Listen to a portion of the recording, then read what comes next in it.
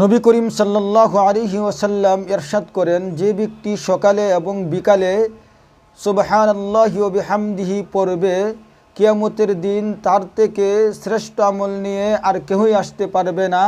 তার আমলনামায় 1,01,000 নেকি দেওয়া হবে এবং প্রত্যেক দিন যদি এই ইসিম নিয়মিত পাঠ করে তার সমস্ত গুনাহকে মাফ করে দিবেন, যদিও তার গুনাহ পাহাড় পরিমাণ হয়।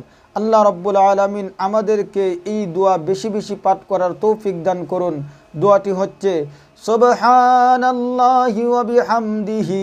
এতটুক দোয়া আমি স্ক্রিনে দিয়ে দিচ্ছি, আপনারা দেখে শিখে নেবেন।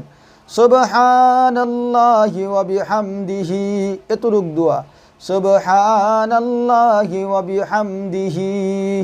এই দোয়া আমরা বেশি বেশি পড়ব। যারা ইউটিউব থেকে দেখতেছেন তারা সাবস্ক্রাইব করবেন, ভিডিওটাকে শেয়ার করে দিবেন যাতে অন্যজন দেখতে পারে।